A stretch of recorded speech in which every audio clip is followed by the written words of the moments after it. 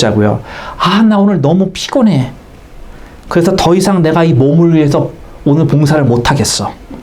이제는 더 이상 나는 이 몸에 대해서 신경 쓰고 싶지 않아. 왜? 너무 피곤하니까. 나 그냥 푹 쉬고 싶어. Leave me alone. 간이 그리고 파업을 해요. 예, 그러면 몸이 어떻게 될까요? 죽죠. 예, 몸이 죽습니다. 간이 우리 몸에서 해독작용을 하는 거예요. 간이 작동을 안 하면 간단합니다. 우리 그냥 가는 거예요. 예. 오늘날 수많은 크리스천들이 섬기지 않아서 교회가 죽어가고 있습니다. 많은 사람들이 편안한 예배, 좀 안정적인 예배, 그냥 내 자식들 교육 좀 해주시고, 그냥 나는 좀 헌금 좀 하고, 그리고 바쁘게 돌아가서 나도 내 볼일 보고, 주일 오후 여가 즐기고, 등등등 여러 가지 목적으로 하나님을 섬기는 것을 중요시 생각하지 않습니다. 그만큼 교회는 죽어가는 거예요. 하나님이 그 교회에 필요한 많은 지체들을 지금 모아주셨는데 작동을 안 하면, 워킹을 안 하면 흘러가야 될 게 안 흘러가는 거예요. 우리 교회는, 우리 반석 공동체는 살아있는 주님의 교회가 되시기를 주님의 이름으로 축원드립니다. 네. 예. 자, 그리고 마지막 네 번째, 우리는 섬기라는 명령을 받았습니다. 섬기라는 명령, 인생의 목적이 하나님을 섬기라는 것이에요. 마태복음 20장 28절에 보면 예수님이 말씀하시기를 인자가 온 것은 섬김을 받으려 함이 아니라 도리어 섬기려 하고 자기 목숨을 많은 사람의 대속물로 주려 함이니라 라고 말씀하고 있습니다. 예수님이 이 땅에 오신 목적은 하나님이 이 땅에 오셨으면 하나님의 백성들한테 섬김을 받아야 되는데 아니래요. 예수님은 섬기러 오셨다라고 말씀을 하고 있습니다. 그런 걸 생각할 때 우리 성도들에게, 크리스천들에게 섬김이라고 하는 것은요, 시간이 남으면 그 스케줄에 끼워 넣는 선택 사항이 섬김이 아닙니다. 없는 시간에 그 시간을 내어서 끼워 넣는 게 섬김이에요. 여러분 언제 시간이 남아서 하나님을 섬긴다? 그럴 일은 굉장히 드물어요. 왜냐하면 이민생활은 바쁩니다. 내가 하고 싶은 것도 많이 있고요. 그래서 바쁜 시간 중에서 내가 남는 시간을 찾는다? 별로 어려워요. 그렇죠? 남는 시간 별로 없습니다. 근데 하나님은 기뻐하는 것이 뭐냐면 첫 열매를 기뻐하세요. 하나님은 첫 시간을 기뻐하세요. 하나님은 첫 것을 좋아하세요. 하나님은 쓰고 남는 거 별로 기뻐하지 않으십니다. 베이비 크리스천은 하나님이 그래 그거 보고도 그래 잘했어 격려하는 마음으로 받아주실지 모르지만 우리가 점점 성장하면서 하나님이 기뻐하는 게 뭔지를 아니까 내가 남는 찌끄러기 그것으로 하나님을 섬기는 것이 아니라 하나님을 내가 첫 것으로 섬기는 것이 하나님이 진정 기뻐하는구나.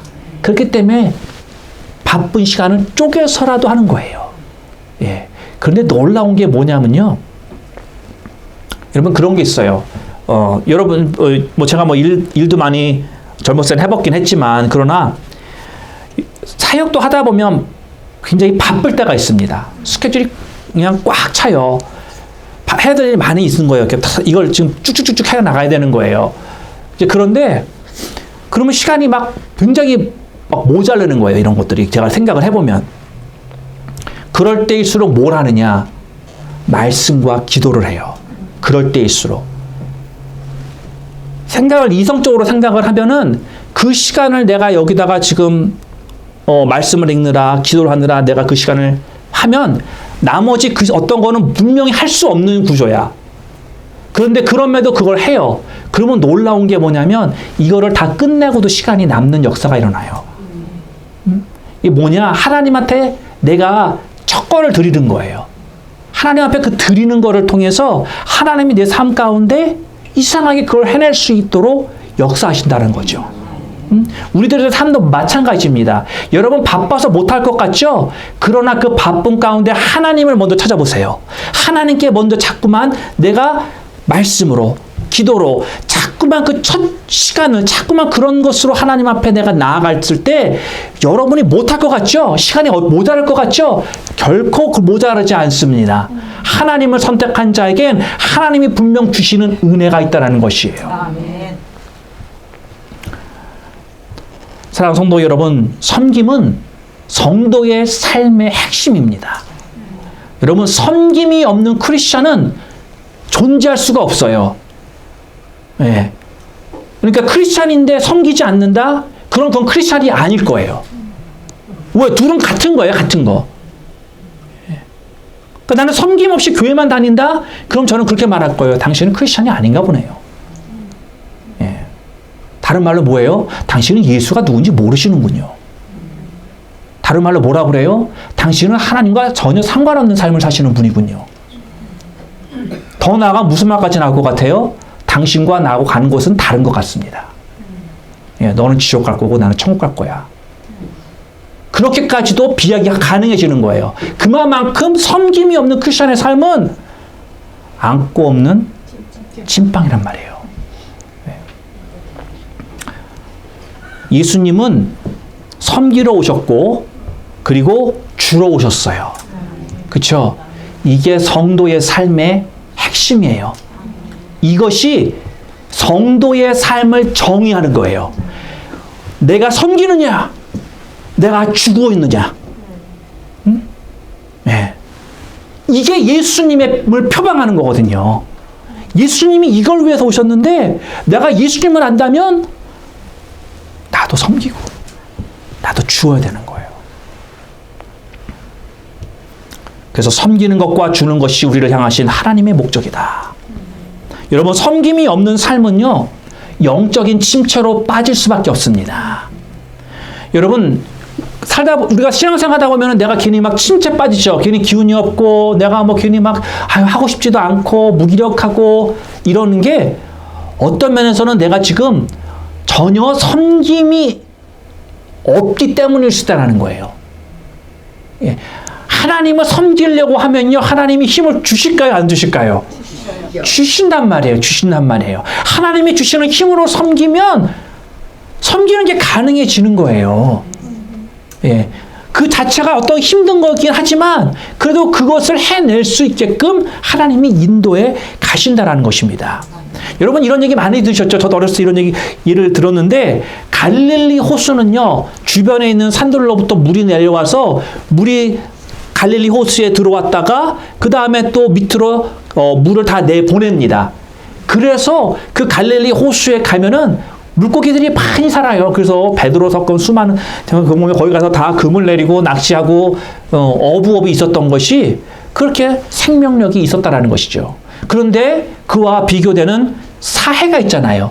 사해는 내려오는 물을 받기만 해요. 다른 곳에 흘려내려 보내질 않아요. 그러다 보니까 물이 고립돼서 썩어가지고 결국은 거기에 생명이 없어요. 생명이. 예. 여러분, 우리가 받기만 하면 생명이 없습니다. 내보낼 때. 저는 정말 제가 여러분들과도 잊혀지지 않는 제 메모리가 여기 제 머리에 한 장의 사진의 클립이 저장이 돼 있어요.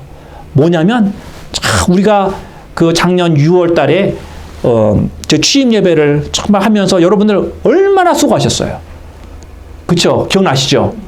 예. 다 끝나고 나가지고 맨 마지막에 그때 밤 9시인가 그랬을 거예요. 주일날 9시 정도 돼서 10시였나 9시나.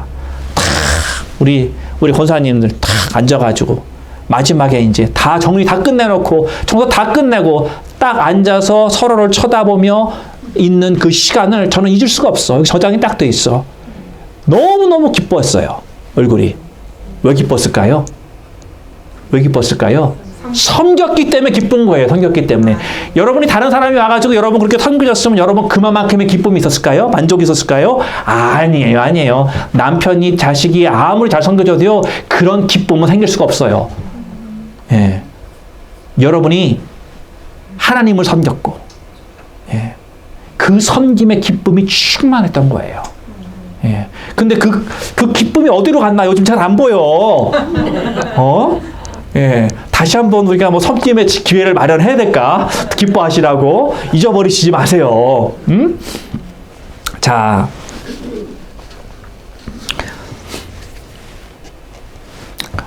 섬김이라고 하는 건 인간적인 본능과는 정반대입니다.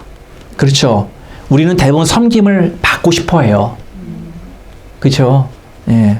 섬김 받고 싶지. 내가 섬기는 것은 사람의 휴먼 네이처는요. 예, 그런 거예요. 섬김을 받고 싶어요. 섬기기보다는. 여러분 왜 그렇잖아요. 교회를 찾는 대부분의 사람들이 뭐라고 말을 하냐면요. 나는 내 필요를 채워주는 교회, 내가 복받을 수 있는 교회를 찾습니다. 그렇게 생각하고 말합니다. 그래야 안 그래요? 그렇죠?